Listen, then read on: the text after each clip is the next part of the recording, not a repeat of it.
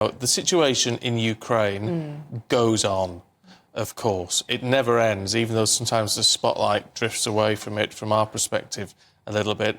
On it goes. And, of course, the UK's done an awful lot to help, as have lots of countries around the world. But it's an ongoing strain, isn't it? And some people, in America, we've seen big problems in getting more money sort of signed off, if you like. So, here's an idea. What about using money which is frozen over here, Russian assets, which were frozen because of the war? Could that be released to Ukraine to help them? It's Putin's money, in effect. Well, let's talk to a member of the Ukrainian parliament and leader of the Golos party, Rudik, who's here in the studio. And it's really good to see you face to face rather than down the line. This idea of releasing money, is there much frozen Russian money that you could potentially access? It's about $500 billion stored in the democratic countries throughout the world. It's US, Canada, United Kingdom, European Union and Japan. And here in the United Kingdom, it is about 50 billion pounds that are being frozen since the full-scale invasion started. And it's both oligarchs' money and also the state money. And we are working to make sure that these money are released and being used to help us win the war or to pay for the reconstruction. The amount of the losses that we face in Ukraine is tremendous, and it is increasing every single day. So what we really need is additional weapons, but we also need additional funds.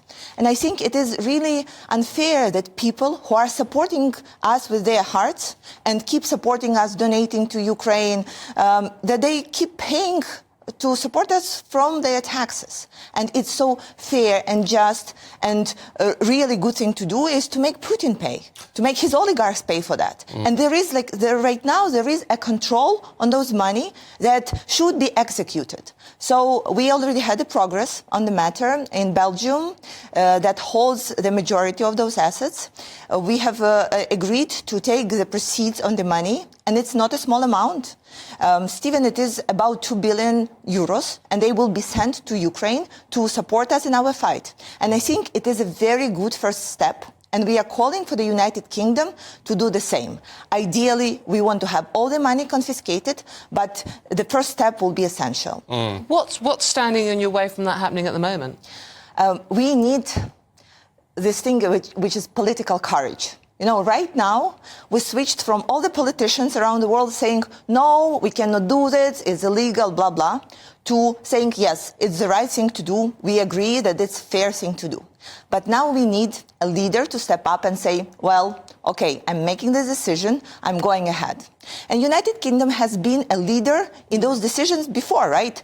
Giving us tanks, giving us wide-range weapons. So right now we are saying, well, who will step ahead and confiscate Russian money and show the Europe, show the United States what the leadership is. So this is why I'm here. This is why we are trying to push it forward. Are you confident that that could happen? Absolutely.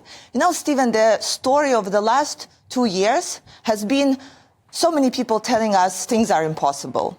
Impossible for Ukraine to stand for so long and fight for so long. Impossible to get us fighter jets, tanks, wide-range missiles. Impossible for us to fight back, to survive. And we have proved everybody wrong, right? So right now we know that the no is usually just the beginning of the hard work that you have to do as a politician, you have to do as a citizen to get your people what they need. And right now our people need weapons, and we need money to actually win the war, to switch this perception from helping Ukraine fight to letting us win the war. Here, I just have to ask very quickly, unfortunately, we're running out of time. But all of this frozen money that's in, you know, I mean, how much was it? 500 billion. We're assuming it's Putin's money. That's how you described it. But we know not all Russians are supporting the war and are supporting Putin. What if there are innocent Russians who, that's their money as well? How does that get divided? What happens there? Well, there is a question that is, it's either European taxpayers or UK taxpayers who are supporting us in the rebuild through different funds, or we are taking money of the Russian oligarchs, because the majority is Russian oligarchs who were under the sanctions, who made their money absolutely illegally, and there is like total agreement on that. To take those money will be really a fair and just thing to do, right? Well, I think a lot of people would agree with you. That just to finish, that, as I said in the introduction, the focus sometimes here in the UK and elsewhere, it just drifts away a little bit.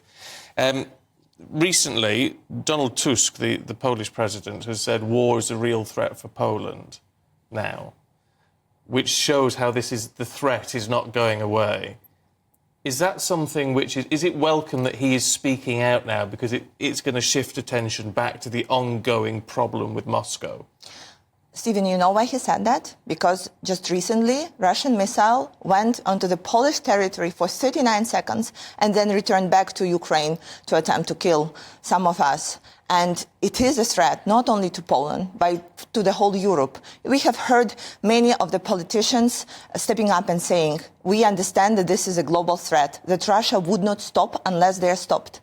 So my answer to that is, we are there to stop it. We are there, just give us the means to fight, to win the war, to weaken Russia so they cannot attack anyone else again. OK. Kira Rudik, we've got to leave it there, but really good to see you. Thank you very much indeed. Thank you. Thank you so much, and glory to Ukraine.